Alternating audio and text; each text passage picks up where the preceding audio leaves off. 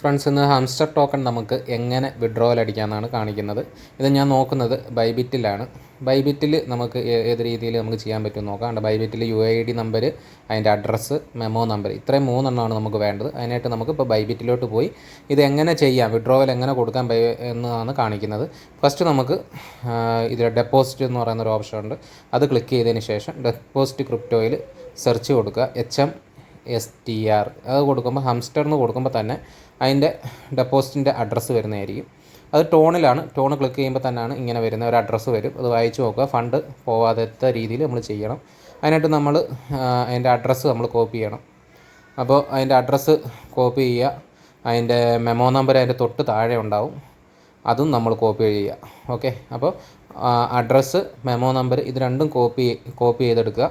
അതിനുശേഷം നമുക്ക് നേരെ ടെലഗ്രാമിലോട്ട് പോയി ഹംസ്റ്ററിൻ്റെ ബൈബിറ്റ് എന്ന് പറയുന്ന ഓപ്ഷൻ ഉണ്ട്. ബൈബിറ്റ് എക്സ്ചേഞ്ചിൽ അത് ഐ ഹാവ് ഇറ്റ് കൊടുക്കുക. ബൈബിറ്റിൽ UID നമ്പർ അത് നമ്മൾ കോപ്പി ചെയ്തിട്ടുണ്ട്. അപ്പോൾ അതിനകത്ത് UID നമ്പർ എടുക്കുന്നത് എങ്ങനെയാണെന്ന് വെച്ചാൽ അതിൽ പ്രൊഫൈലിൽ പോവുക. അതായത് നമ്മുടെ പ്രൊഫൈലിൽ പോകുമ്പോൾ അതിൽ നമുക്ക് UID നമ്പർ കിട്ടുന്നതായിരിക്കും. പ്രൊഫൈലിൻ്റെ തൊട്ട് താഴെയായിട്ട് നമ്മുടെ UID നമ്പർ അതിലുണ്ട്. അത് നമ്മൾ കോപ്പി ചെയ്തെടുക്കുക. ആ UID നമ്പർ നമ്മൾ ഇവിടെ ബൈബിറ്റിൻ്റെ UID നമ്പർ നമ്മൾ പേസ്റ്റ് ചെയ്യുക.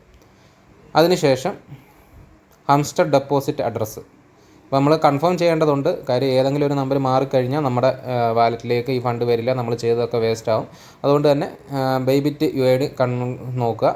അതിനുശേഷം ഡെപ്പോസിറ്റ് അഡ്രസ്സ് നമ്മൾ കൊടുക്കുക. ഡെപ്പോസിറ്റ് അഡ്രസ്സ് കൊടുത്തതിന് ശേഷം മെമ്മോ അഡ്രസ്സ് കൊടുക്കുക. മെമ്മോ അഡ്രസ്സും കൺഫേം ആയിട്ടും തെറ്റാതെ തന്നെ കൊടുക്കുക. ഓക്കെ, 652. അപ്പോൾ എൻ്റെ മെമ്മോ അഡ്രസ്സ് നമുക്ക് കിട്ടുന്ന രീതി എന്ന് പറഞ്ഞാൽ അസറ്റിൽ പോയിട്ട് ഡെപ്പോസിറ്റിൽ പോയിട്ട് ഡെപ്പോസിറ്റ് ക്രിപ്റ്റോയിൽ സെർച്ച് ചെയ്യുക, ഹംസ്റ്റർ ടോക്കൺ നോക്കുക. അല്ലെങ്കിൽ H എന്നുള്ള ഇങ്ങനെ സ്ക്രോൾ ചെയ്തെടുക്കാവുന്നതേ ഉള്ളൂ. അതിൽ ഹംസ്റ്റർ ടോക്കൺ ഉണ്ട്. അതിനകത്ത് ടോൺ ക്ലിക്ക് ചെയ്ത് കഴിഞ്ഞാൽ നമുക്ക് മെമ്മോ അഡ്രസ്സ് കിട്ടുന്നതായിരിക്കും. ആ മെമ്മോ അഡ്രസ്സ് ഇവിടെ കോപ്പി ചെയ്യുക. അതിനുശേഷം സേവ് ആൻഡ് ചൂസ് കൊടുക്കുക. ഇത് ഇങ്ങനൊരു ഓപ്ഷൻ വരുന്നതായിരിക്കും.